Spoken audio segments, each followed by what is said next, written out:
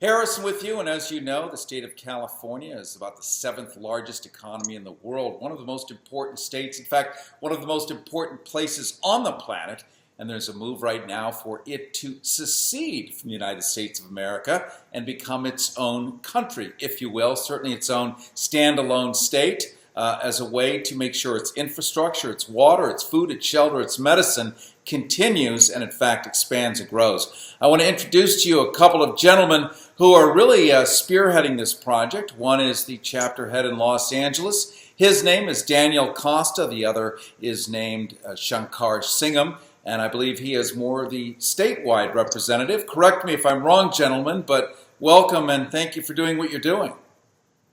Thank you. Yes. So let's just jump right into this. There's people going, what? What? California secede now. We all know that when Texas threatens to do this, we say yes. But that's different. This is California. We actually have a good idea here. Yeah, absolutely. Interesting thing, Texas just passed yesterday another secession act in their House, and they're going to try it again. So I think this time they're following our lead and going about it a little bit differently. And there's been a few secession movements. People always want to compare every time someone wants to secede from a country, especially the United States, they compare us to the Civil War or Texas, of course. But fundamentally and morally, absolute opposites. A California movement has really no basis, if anything, with the Civil War or even the Texas movement in itself. So. Now, some people are going to be tweeting this as cuckoo for Cocoa Puffs. Are you kidding? Can you do it? Does the Constitution even say it's okay? Which it really sort of doesn't. This would be a first-time experiment, wouldn't it? Almost. I mean, the Constitution doesn't say it's not okay. I mean, the forefathers did it. That's how this country was founded. So there's no way our founding fathers would have put anything in the original Constitution about not seceding. They always wanted a way out, so they didn't include it in there. And a secession movement was added on there much later into the Constitution as amendments. But come on, this is California. Marijuana is illegal federally, but look at us here. All right, it's about to be a look at my street. Revenue stream. 3 marijuana clinics at the bottom of my street. Let's jump to you, Daniel. You're representing Los Angeles, LA County, really the biggest, most well-known place pretty much on earth, Hollywood. You're smack dab in the belly button of it. You've got a California flag flapping behind you. What about Hollywood? This would mean Hollywood would be part of its own nation. Hollywood would. And actually, I was part of a movement to actually that Hollywood secede from Los Angeles because, again, we were underrepresented. We still are.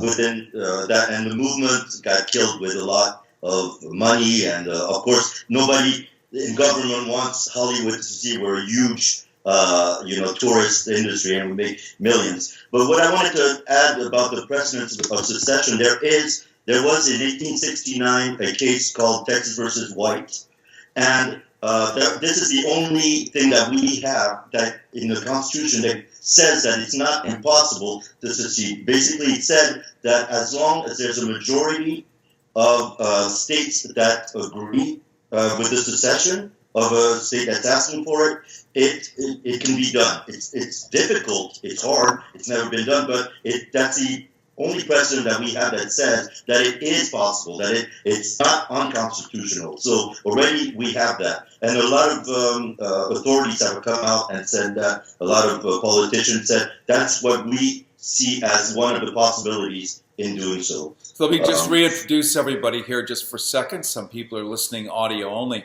We're talking to Daniel Costa. He is the California Freedom Coalition along with Shankar Singham. They represent different chapters, but the state of California has some 38, 39, 40 million people, larger than Canada at this point. It represents Silicon Valley, pretty much every mineral, natural resource, intellectual bit of brain power, institutions and scholars from Stanford University to UCLA to Shankar there, who is also an educator. So this is a group of very smart people looking to split the state off and create something new. What would be the point of that? to save ourselves, to save this state. Underneath with the United States overbearing us, they're actually impeding our growth, stifling our growth in various technologies, from renewable energies to our bio to agriculture. The list goes on and on and on, and it's all because of these federal regulations. And not only that, the money that we're giving up year after year on our taxes, we're losing $40-50 billion every single year. Every single year, we're losing that money. That money should stay in the state, or at least given back to us. And like all the other states get their money back from their income tax, but we lose money. And if we were allowed just to keep that money, maybe we wouldn't be wanting to secede. But to keep that money and then stifle our growth, not only by monetarily but also legally and morally as well, as far as individual rights. It looks like our Skype signal is breaking up just a little bit, and I apologize. It's a little skittery. It happens at times. Let's just talk quickly, either of you, about and introduce yourself just for our radio audience. What would be the next steps for people that are interested in seeing this happen? You want to take the initiative, Shankar? Yeah, okay. So we have an initiative that we filed on May 19th up in Sacramento.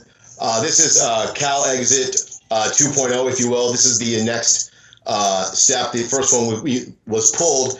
This is number 2. And believe me, we're not stopping after this. It's going to be initiative after initiative. Now, on this initiative, there should be no reason for anybody not to vote, not to sign it, and then not to vote yes for it. What it states is we're asking the people of California to have our governor go to Washington and demand of Congress that they make voter reformation. The voter reformation, not needed here in California. We don't have issues with our voting rights. The rest of the United States does. Yeah. And we're asking to ask Congress to, one, abolish voter suppression, because that's rampant in the U.S. 2, end gerrymandering. That is also rampant in the U.S. right now. 3, the Electoral College needs to match its constituency. So they can't just vote who they feel they want to go for. They need to at least match who their constituency is also voting for. And 4th, the last one that we're asking the governor to ask Congress is campaign finance reform. Enforce it. Enforce it. So we're only asking what has already been set as law 30, 40, 50 years ago, that I'm not going to say just Republicans, and Democrats in the United States have brought back and have used it so much so that reps get elected into Congress, and when they're in Congress, they look at California and kick us off to the side. They take our money and they flick us away like a cigar butt, and we suffer for it at the end. So we're asking that our governor to ask them that, and are they going to go for it? I don't think so. Well, it's interesting. Shankar Singham and Daniel Costa, everything you're talking about is exactly what people really care about. Every single state in the union, every single person, it doesn't matter if they're blue or red or whatever these fucked up things in between that we tend to label and color ourselves with, these are the very issues that concern us, the gerrymandering. We saw back in when Proposition 8 passed, or was denied by the Supreme Court, one day before the same Supreme Court rolled back the Voting Rights Act of 1965, thereby exposing some 10 million people of color. That's in Texas. That's all over the country. And we, in our primary just 1 year ago, when Hillary Clinton versus Bernie Sanders versus Donald Trump, some 2.2 million votes went poof, missing. Yeah. This is real. This is a state bigger than Canada. Our state.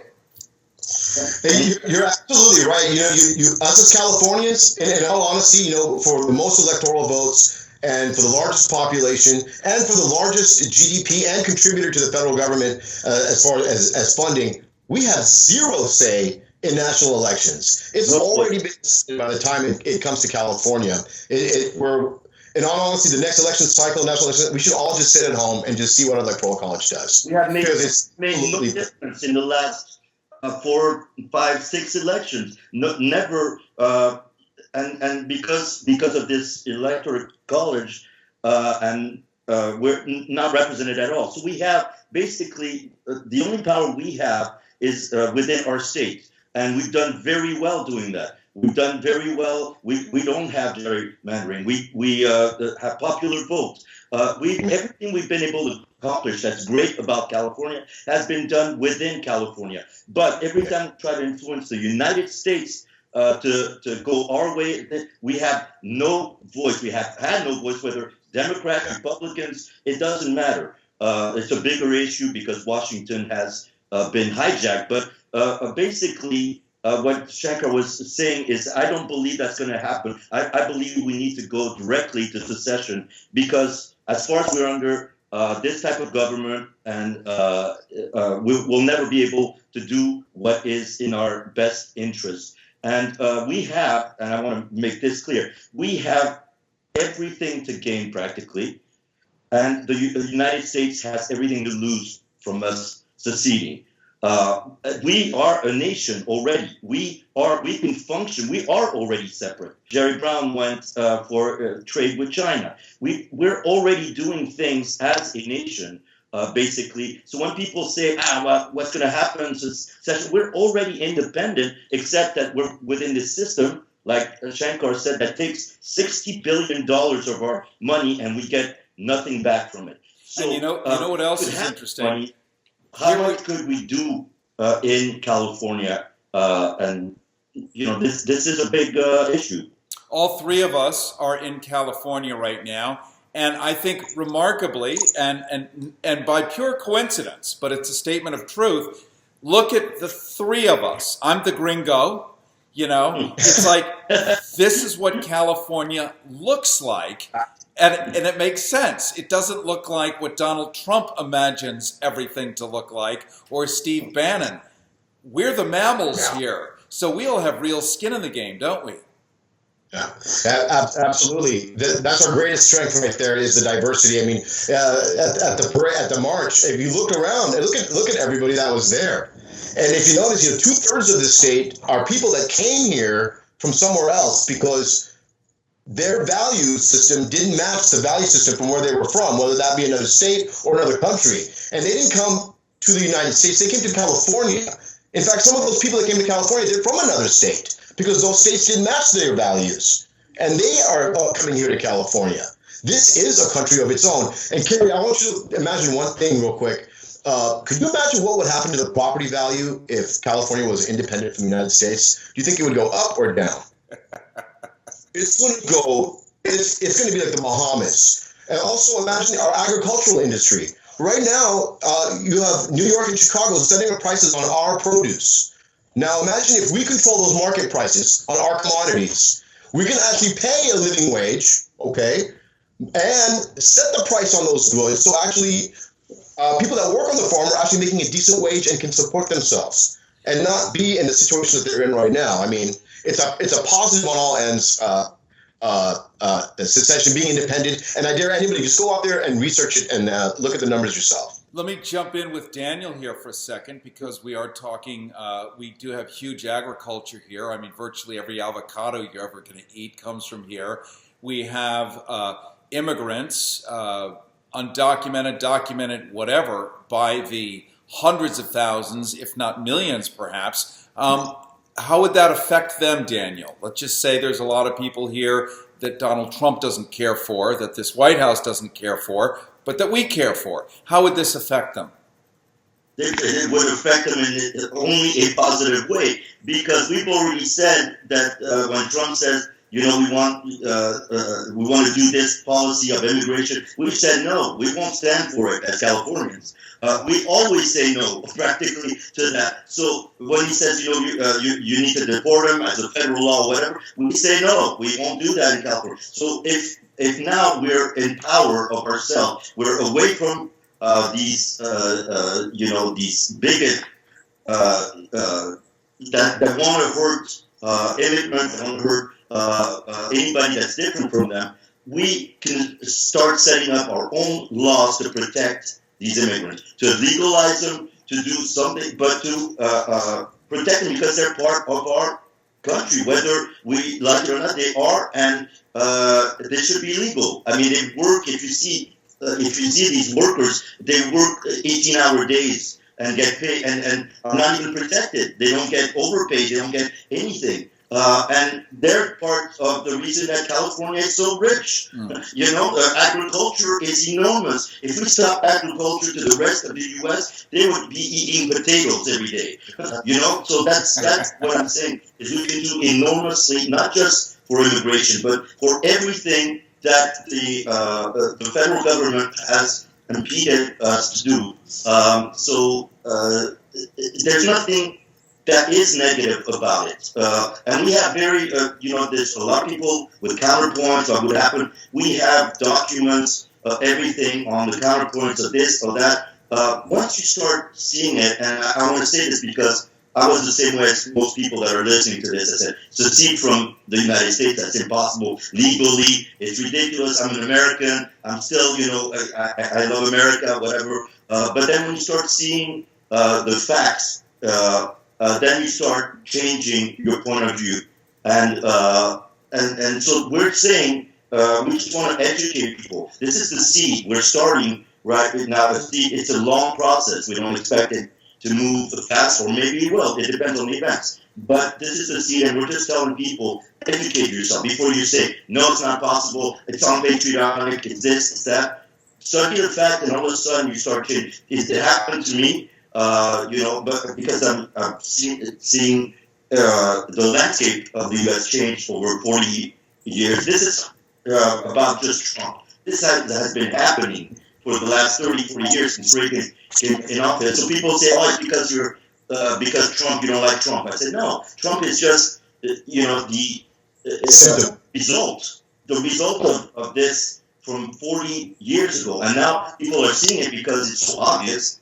But this happened a long time ago. So we want to educate people, and we want them to be open-minded, and Californians are. So I think we've gotten a lot of positive feedback going to marches and things like that. And that's the great thing about Californians. They don't reject, even if it's something that's radical as an idea like this. Great, Shankar. Let's end with how everyone can follow this, pay attention to what you're doing, and be supportive if they feel like it. Sure. So we at the California Freedom Coalition, I'm the vice president, by the way. You can check us out. We have several domain names, CaliforniaFreedomCoalition.com. WeAreANation.org. Listen, we're not going away. After this initiative, we're putting the next initiative out as a California citizenship. And that is to touch back on that immigration question that you just asked, Daniel, right there. Now, when that kicks in, believe me, I cannot see how anybody would not vote for that one, especially if you're Californian. That's the next one coming out, and we have a slew of them ready to come out, defining California. And these are initiatives that the United States will not like, but it's going to benefit us greatly. So believe in the state, everybody. That's really all I got to say. Check out the website and research it yourself. Thank you so much, and gentlemen. I just want to end this quickly by saying that the petition will be available 3 to 4 weeks from now. So look for us. Look for people petitioning this. And we need signatures to get it. What do we need? About 600,000 signatures? It's going to be at least 500,000, I'm thinking. But you know what? Maybe the Attorney General will be sick of this administration and lower it to 300. It was just look for that petition. This is really important, and we're going to be pushing it. And we're here for the long run. We're not going to go away. California is not going to go away, and Californians are waking up. When you see all the marches, everything, this is a movement that's just starting, but it's going to keep on going until we get the results that we want. Great. We've been talking to Daniel Costa, California Freedom Coalition, along with Shankar Singham, who's vice president of this organization. As you can see, they've put through the proper legal documents, the instruments, to create a secession for the state of California.